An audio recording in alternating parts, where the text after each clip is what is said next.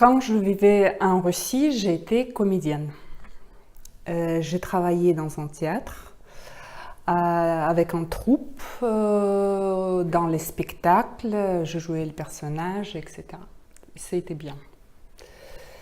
Et d'ailleurs, je suis venue en France avec un projet théâtral franco-russe. C'était Tchekhov, La Cérizet, où les comédiens français parlaient en français, les comédiens russes parlaient en russe.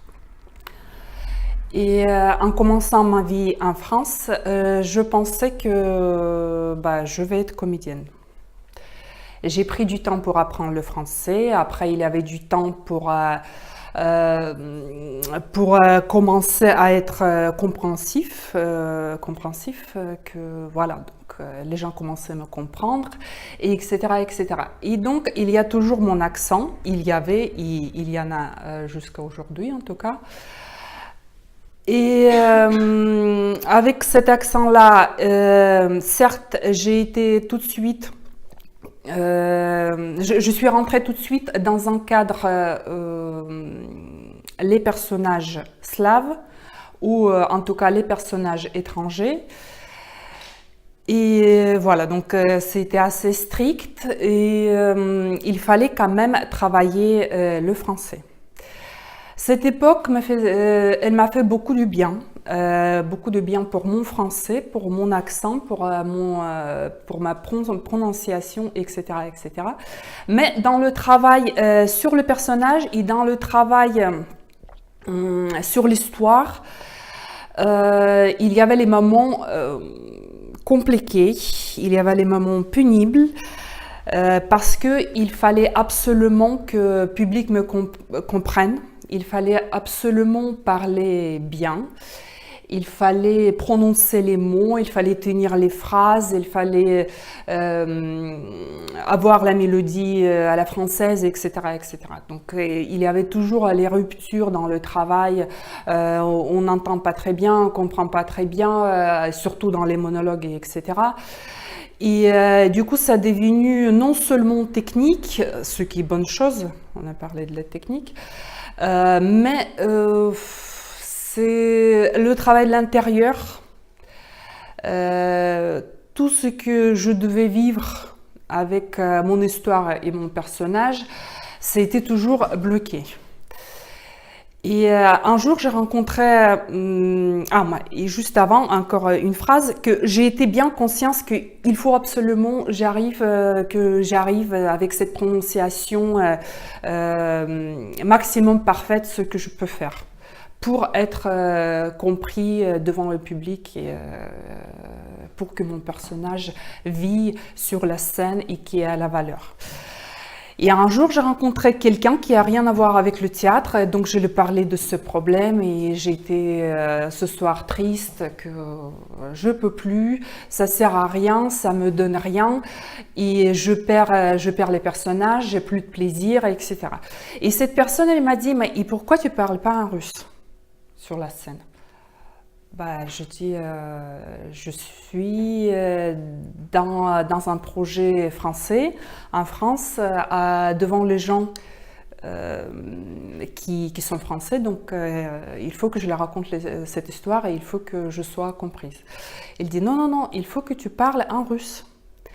Il faut que tu fasses une sorte d'effort sur toi-même, pour accepter parler en russe. Il faut que tu trouves un moment dans ton personnage, dans ton spectacle, dans cette histoire où tu peux parler en russe. J'étais toujours dans l'idée que maintenant, si je parle en russe et si je prends du temps du coup dans le spectacle de prononcer les monologues en russe, j'ai pas le temps de dire bien en français et du coup le personnage, le public, elle va perdre le personnage.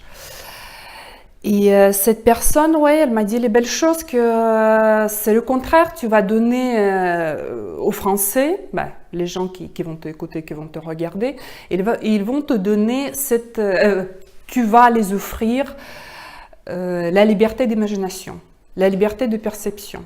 En fait, tu vas les donner l'instant complètement disponible dans leur tête, dans leur esprit, dans leur présence, de percevoir des choses qu'ils vont entendre comme ils veulent parce que certainement ils vont de toute façon rien comprendre. Donc les repères ne seront plus les mêmes et même il n'y aura pas de repères. J'ai jamais osé essayer ça sur la scène avec mes personnages que j'ai travaillé.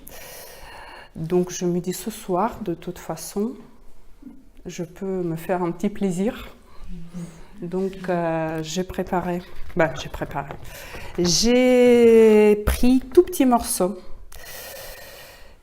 d'un écrivain russe qui s'appelle Ivan Bunin, qui a écrit à la fin du 19e, début du 20e siècle, les histoires magnifiques. C'est un grand écrivain. Et donc, je prends plaisir à lire un petit morceau d'un de ses nouvelles. К ночи в погоду становится очень холодно и росисто.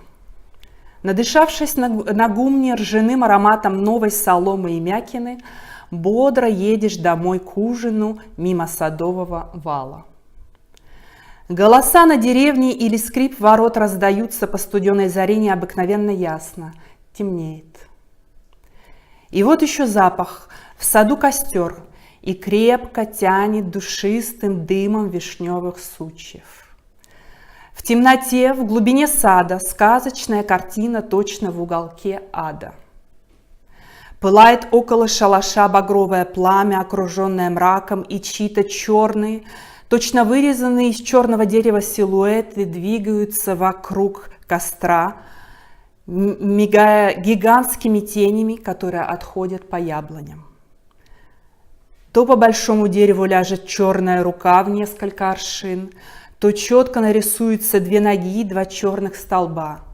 И вдруг все это скользнет с яблони, и тень упадет по всей аллее, от шалаша до самой калитки.